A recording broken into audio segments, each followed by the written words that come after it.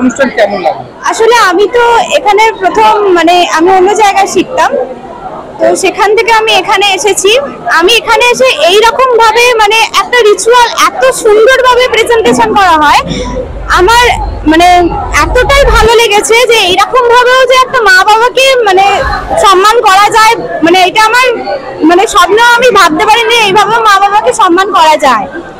মানে এটা খুব মানে আমার কাছে খুব ইউনিক না, মানে আমি তো এরকম ভাবে কোনোদিন মানে এই জিনিসগুলো ভাবিনি, তো আমার কাছে এটা খুব ভালো লেগেছে। আর গুরুকুল নৃত্যরঙ্গন ডান্স একাডেমিকে সত্যি মানে আমি চাই অনেক বড় জায়গায় যাক, অনেক বড় জায়গায় যাক। মানে এখানে যে পরিমাণে স্যার মানে মানে আমাদের গুরুজি প্রিয়াংশু চক্রবর্তী যে পরিমাণে আমাদের খেটে পরিশ্রম করে শেখায়, সেটা মানে না দেখলে বোঝানো যাবে না, ভাষায় প্রকাশ করা যাবে। আর সামনে বছর আবারও কি এখানে দেখা যাবে আপনাকে? নামটা একটু বলে দিন।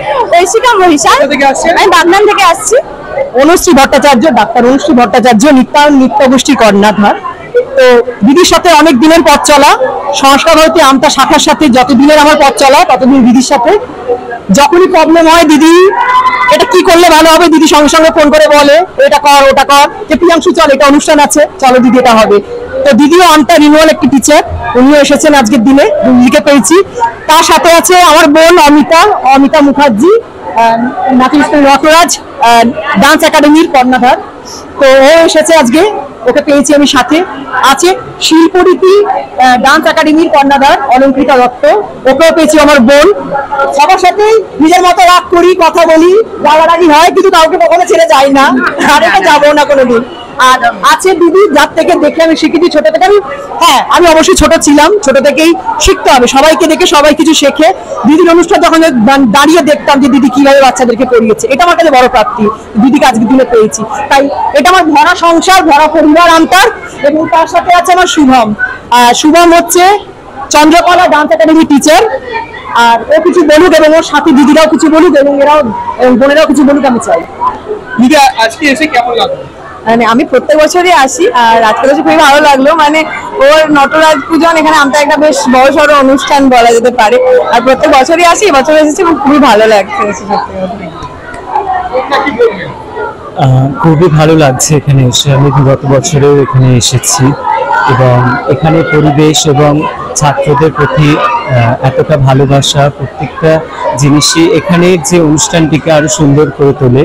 আমি চাইবো এইরকম অনুষ্ঠান আরো বেশি করে হোক, কারণ এরকম গুরু শিষ্যের পরম্পরা এই বিষয়টা কোথাও গিয়ে সকলের মধ্যে জাগিয়ে তোলাটা আমাদের সকলের দরকার। আমার তো খুব ভালো লাগছে এখানে এসে, আমি প্রত্যেক বছরই আসি এখানে। তো প্রিয়াংশুদা এখানে আমাদের আমন্ত্রণ করে, এত সুন্দর নটরাজ পুজো অনুষ্ঠান দেখলে আমার খুব ভালো লাগে।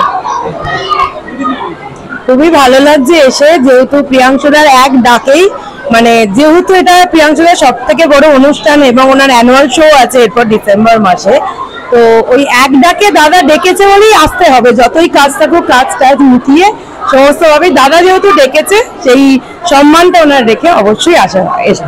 দিদি কি বলবেন?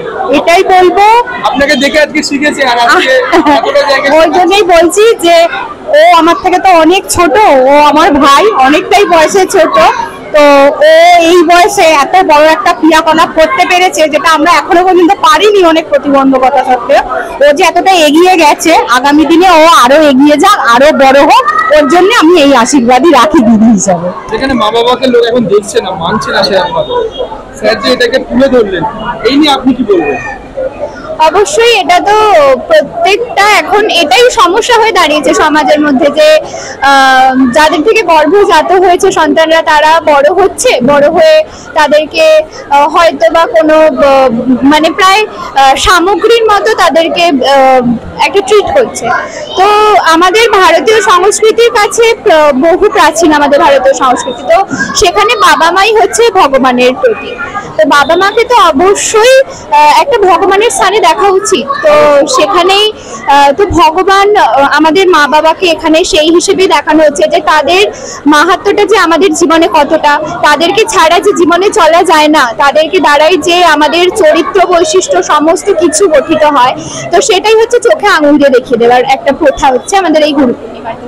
তো গুরু পূর্ণিমা এইভাবেই আমাদের এতদিন ধরে চলতে থাকছে। সাথে সাথে বাবা মা নয়, শুধুমাত্র গুরু, অর্থাৎ আমরা যাদেরকে গুরু হিসেবে পেয়েছি আমাদের জীবনে, তারা আমাদের পথ চলার যে একটা সুন্দর রাস্তা গড়িয়ে দেয়। তো সেই আমাদের নিজেকে প্রতিষ্ঠিত হওয়ার জন্য যে একটা পথ দেখায়, তো তাদেরকেও সেই একই আসনে বসিয়ে আমরা একইভাবে তাদেরকে শ্রদ্ধার্ঘ্য অর্পণ করি। তো এইভাবেই বাবা মা গুরু মিলে মিশে একাকার হয় আমাদের এই পরম্পরাটিতে।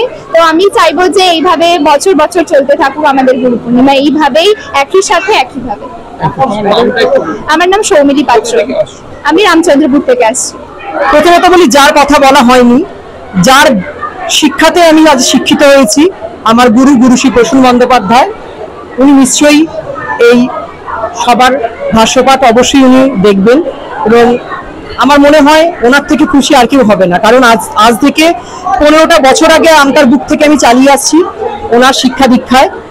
সেই গুরু, কারণ ওনার শিক্ষা ছাড়া আমি কোনো কিছুই না আজকে যতটুকু হয়েছি, একমাত্র ওনার জন্যই হয়েছি। আর একমাত্র ওনার আশীর্বাদ নিয়েই আমি আরো যে কটা পথ আছে আমি এগোতে চাই। আর আমি চাইবো গুরু পূর্ণিমার দিনে ওনার পায়ে আমি শতকোটি প্রণাম জানিয়ে, আমার আর কিছু বলার নেই যদিও, তবে আমি চাইবো এই পরম্পরা, এই ক্রিয়াকলাপ যেন প্রত্যেকটা সন্তানের মধ্যে যেন থাকে, এবং তারা যেন এইভাবে যেন এগিয়ে যেতে পারে। গোটা আমতাবাসীর জন্য কি বার্তা থাকবে, বিশেষ করে এই যেখানে বর্তমানে একটা স্পিরিচুয়ালিটি, মানে বাবা মার প্রতি সন্তানদের ভালোবাসা কমে যাচ্ছে বা শ্রদ্ধা কমে যাচ্ছে, যেখানে আপনি একটা অনন্য নজির করলেন, সেখানে সমস্ত আমতাবাসী সহ গোটা আপনার মানে এটা জাতিকে আপনার তরফ থেকে কি বার্তা থাকবে? শেষ একদম, বেশ একদম শেষ যদি এটা বলতে হয়, কারণ বাবা মা হচ্ছে আমাদের গুরু, তারপর অবশ্যই আমাদের ঈশ্বর আছে। কারণ আগে আমাদেরকে কর্মস্থানে ভাবতে হবে যে আমি কি কর্ম করছি, আমি যেমন কর্ম করব সেরকম আমি কিন্তু ফল পাবো। তাই বাবা মাকে আগে আমাদেরকে কি করতে হবে, সম্মান করতে হবে। বাবা মা শুধু না, আমার সমাজের মধ্যে বহু মানুষ আছে যারা অনেক আমাদের থেকে বয়োজ্যেষ্ঠ, তাদেরকে সম্মান করতে হবে। তাদের সম্মান করলে কিন্তু সঠিক শিক্ষা, তার ভারতীয় সংস্কৃতি যেটা হারিয়েই গেছে।